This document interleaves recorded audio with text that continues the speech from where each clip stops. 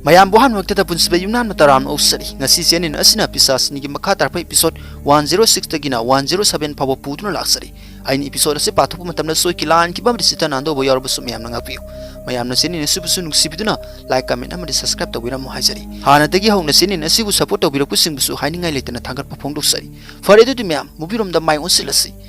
Mamangi episode Pavitra Rocky hoina Rani ki plan adu thugai kibidagi Rani na sauduna lin singda Babuji Sudhakar hoida attack the hon kiba adu pawo mayam yingbikre masigi makha ta episode mayam da kudul tamjari hauji sinasda Rani na aigi sena oriba lin sing leriba singasda maina kamduna hingna mai thaduna halu haina lauri somdana kanika amadi bidiana lakpada lin amana makhoi anibu mamangda thatuna leramle aduga nakana madana babli hoisu lakpada lin amana makhoi gi mamangda thalamle makhoi su kiba haibidu ori aduga lin aduda makhoi bu happy dana ba haira ga sin ge tawbada Rani na makhoi bu koroktuna karai da sin ge tawribano nakoi ki sampam lambidi loirabani haira ga nokli aduga lin asina makhoi da mai kamlagle matamadu Pavitra na laktuna magi dibi gi sakti du sizina duna ngakthoklamni aduga magi power asina lin asibu su hatuklami somdana kanikana bidyada kresuki gano ai karigumba ma tawgi hairaga posak ama lokthoknaba tawringai lin asina bidya hoida mai kamlagle mafam asidi maina loina sakle mayamsu tongan chena kibana loi sai thoknare rokisu mapabu kauduna thiba lagle aduga magi mayada lin amasu lagle aduga lin asina mangona mai kamlagle tanza aduda Sudhakar Babuji na kanbiu haina lawbagi khonjena ma rokina tarakpadagi makhoigi manakta senkre somdana Pavitra su bidya kanika hoibu tiduna lagli aduga kanika su narak sanka ama puthroktuna lin asda attack tawna baki sem sari somdana Sudhakar amadi Babuji masada lin yesen duna laikri tawri basi rokina uraduna taramasai mapaituna lin asda putharami masdagi Babuji hoisu lin asna thatrokli aduga makoi su senkri somdana Rani na masigi mahu pubali nasdagi kanam ta kanbang ngamlaroi mafam asda lehogodoriba asdi Rani ai khaktani haina kana lauri somdana kanikana lin asda narak sanka saisin ge tawbada nakan amadagi lin ama laktuna bidya da sikke tawbada kanikana lin asi uraduna bidya bu kanduna mangonda lin asin oina sihalami masdagi kanika silemai da haitharakli bidya na masiji hawgolo haina kauri bidya na asumna kauri basi Pavitra amadi roki hoisu taraduna bidya gi manakta lagli kanikana piku nang salo family gi mating pango nang salo hari Pavitra na masi nang buhundong laga ai kamdong no chatka dori bano nang ki piba masisu yamna luri bani rokina kaisu khan gonu piku ai masi bu hospital na pukhalu gi hari adu kanikana nati roki housing matamasi yam laitre family bukalu makoi khudong tiba astagi sep oidri bani makoi nakoi gi mating dakar hoidri bani haraga Rani da khut thinduna Pavitra da yengalami Rani na noklaga makoida kamaina tobagi Rani aina tori basta masisu wali bani hausi yengu aina kari torpagi haina hairaga magi power season aduna lin makung mayam panba ama puthrokli mayam su masi ubada akiba pokli Rani na rokida uredana roki nang aibu thajaba mangan bagi ngasidi masigi mahu pubalin asina nakoigi family pumba tumna halagani aduga hingaugadaba maharagadi Pavitra khaktani adusu magi di bigida asina maram oiraga aduga nakoi etai di loina sirani hari wahi si tabda Pavitra si sounding bahai bidu ori Rani na lin asda makoi mayam halo hari masdagi lin sing asina mai kamlakle mai asi Pavitra na ngakthokle aduga Rani da hari pithibida leriba phatraba kayana aigi family bu ai leringai da soppangamloi adu punang di kresu leitaba pisasni ni ai leina nang na makoi ki sanam da soppangamloi haina hari Rani na yingba tare hairaga lin sing asda makoi bu hana bagi yathang piri hauji Pavitra na mamda si usilaga amu pangthrokpadadi magase dibi gi salon lorokle Rani su khangle Pavitra si dibi ki salon lorokle haiba Babuji Sudhakar hoisu Pavitra gi mata osi uraduna makulun adu lonaduna Pavitra da khurumle aduga Pavitra asi lin matakta songkhatuna lin asigi makokta nietuna laikri aduga makuta trisun ama thoonduna lin asigi makokta trisun asina thilami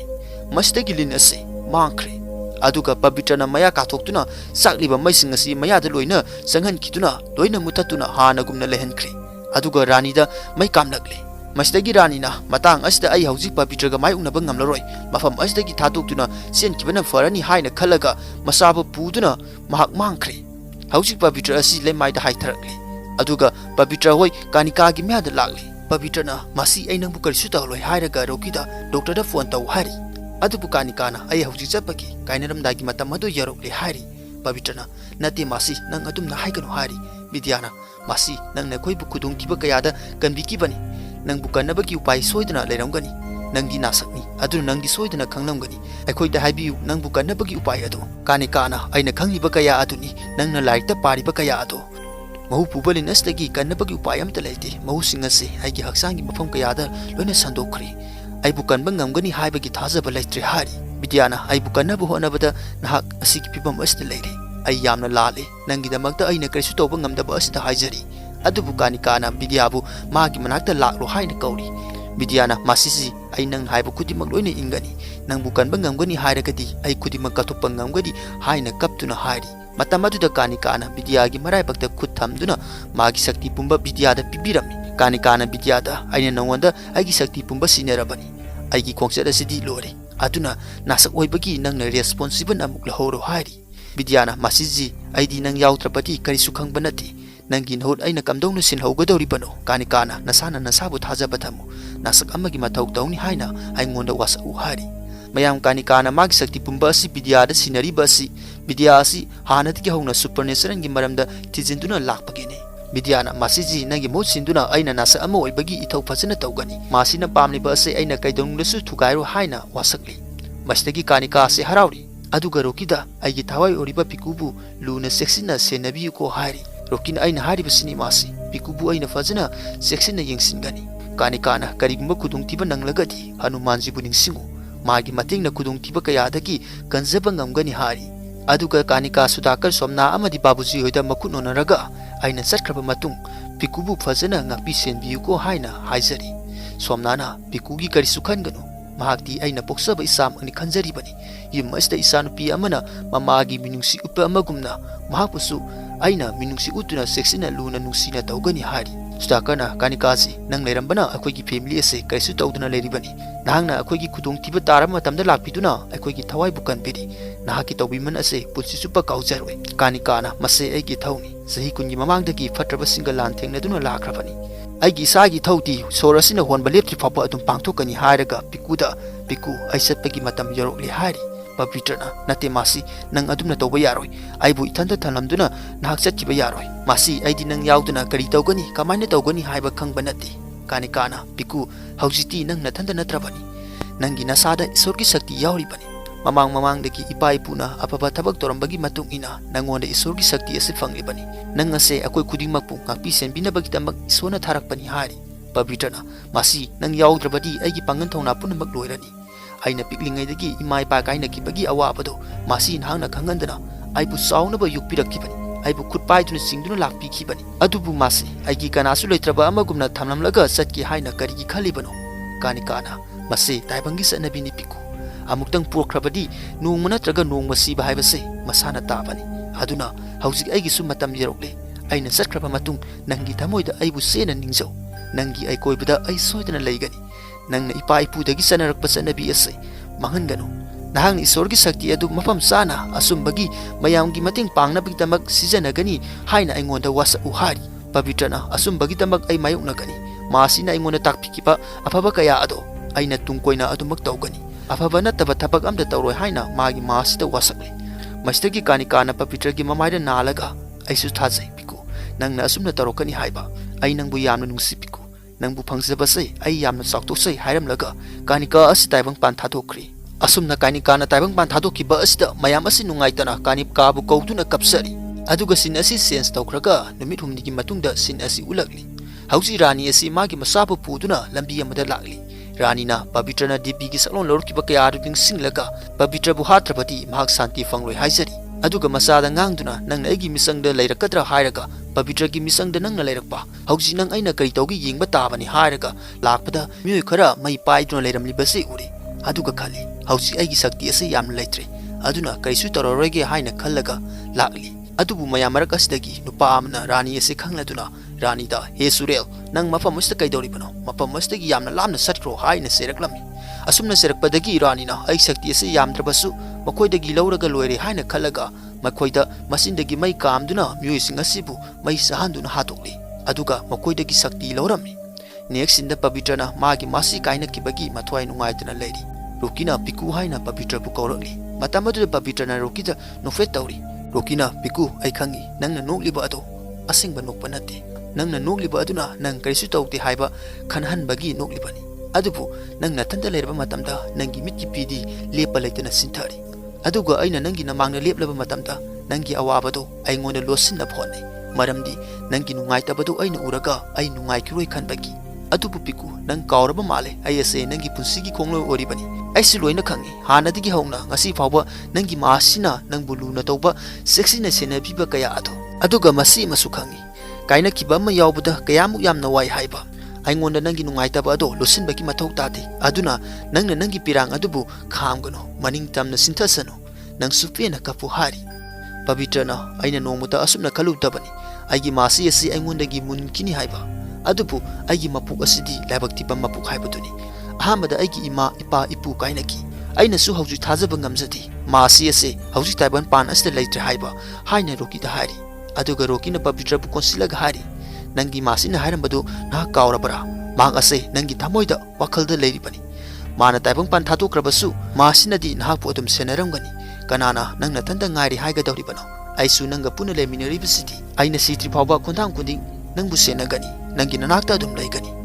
Pavitra na thank you roki asiguma tanja asta nang leramdrabadi ai kayada waramgadaba masi bu kaina kraba matung nang naibu kayada fazana yengsiliba nang haiba sumi ai thanda natte nang di aigi punsigi khongloi oiribani adubu masina mapung phana loisinba ngamhaudraba thaba ase aina mapung phana pangthokani rokina soidana pangthokadabani masina pamlamliba ase akoi ani puna pangthok minagadabani hairami masigi matung somna hoi sa thaknabagi tawri aduga bablida somna hari babli Pavitra ase kanika kaina kibagi matoi nungaitribani adubu akoi na mahapu mathanda ngahaure haina khalhanbadi yadeko bablina Pavitra di matam pumbada akoi bukanabagi adum honaribaduni hausik matam lakle akoi gi family asina mahapu nungahanbagi matam ado adubu bablina Pavitra do karai de leikrabagi haina somna da hangli matam aduda Pavitra rokisu sa thakpa mayang manakta lagli Bablina Vidyabu kauduna karai de leikrabagi madugi angang dubu garangi ahing aduma minute 10 fauna tumba ude haina hari matam aduda Vidya asi makoigi mayara throkli mangonda kanika gi sakti pumba pirambadagi rokina ngarang ahing dagi nangna sakti du khangjinabu honari bado haksangi pibam adu khalaga khara pothau haksang ase michin amadi nate ne nangbo nang su soidana sakti sing ado loina phangani Vidyana nate rokibya aina sakti sing asi kamdongna karamna sijanagani haiba khangtri phawba ai tumina leithupa pamde aina pamliba ase yaugadaba khachita ngairabani aduna ai khara honadaba yadabani Pavitra na Vidyada honabadagi hena maru oiribase concentration asini aduna nang asumna tawro Vidya ahamada nangi wakan ado fazana khantaro nangonda leiba nungaitaba sawningba kya ado loina lauthoklo aduga nangna oning liba kaya ado wakan namuna fazana khalaga try taw hari mastagi Vidyana wakan fazana khalaga try tawbada mahang nanga oringai piklingai matamgi pibam ado onthrokle hanadi Vidyagi wakan sawningba kaya leibanina oningba onba ngamdabani hauji bablina Vidyada yare amuk hanagumna halaklo hari Vidyana mu angang astagi amuk yen onthrokle mastagi rokisu Vidyada Vidya yare ngasigi entertainment ase masina yare nang hanagumna halaklo natrabadi nang hauji thonglaga sarani hairaga phanaba phagi toksinari matam aduda yen astagi amuk rani onthrokle asumna tawba asta mayam ase akiba ngapa mabukle mastagi rani dagi Vidya amuk onthrokutuna ai yamna lale aidi rani onba ngambra sek tawsabani rokina Vidya nangna tawningba experiment kya ado taw adubu phatraba misak adugi masak ado yingba pamdi babuji da haujik akoina karoidabadi pisasni ase hinglibani aduna akoina mabu phadaba yadabani rokina pikuna su mabu phanabagi lambi thiribani karigumba upay ama phangbaga mabu maitiba pigadoribani hauji mang akoigi mangda laktuna lemnabagi thauna leitri akoida hanjan hanjan maiti kibana maram oiraga Pavitrana adubu hauji rani ase sada saina phanglabaga senkiba amagumbani adubu hanjan hanjan maitirabasu manungdadi laman kumningbagi khalamgani Sudhakarna aina samamnaribadi hauji maha ase karaide leikrabagi Vidyana aina mabu karaide leibagi haiba khangdunabagi thibani adubu karisu khangma ngamtre rokina aisu khangni mayangi wakanda loina khalamgani haiba adubu masi wafam ase khanaba khanadaba akoina asumna phamduna mabu lakpa ngairagadi akoi angawba haibatu oiragani aduna hauji akoi magi matungde inaduna mabu loisindaba yadabani babujina adubu rani ase karaide leibagi haiba khangduktaba yaroi hanagumna trik tawduna yum asida changlaklavadi somnana hauji rani ase tanja ngaiba oina akoigi akoibada lotuna leiramlagadi kamaina tawba Pavitrana hauji mahak mafam asida leite haiba ai khangni Manoharna adubu Pavitra nangna karamna khanglibano Pavitrana mahak mafam asida leiragadi aigi isara saum phangi mahak mafam asida leite aduna hauji akoida kudungtiningai kaisu tagadaba leite hari rokina adudi hauji akoina kari tawgani Pavitrana akoina sem saduna leiba tabani mahakna leiningbam famda leiragasu akoida kamdongna laman khumgadagi haina soidana khalamgani hari somdana rani asi sing amada lagli aduga hari lambi asina aina tungba pamliba pandam ase soidana fanglani haina khalaga episode asisu matang asta losile mayang wasi di episode asi matang asta losinjeri aina episode asi patok matam soi kilan ki ban sitananda bo yarbu sumyam ngafiu mayam sibiduna se ni sibsu like comment amadi subscribe to biram haijari fare to myam matangi episode ta muthengras asi ki kaina rasi bye bye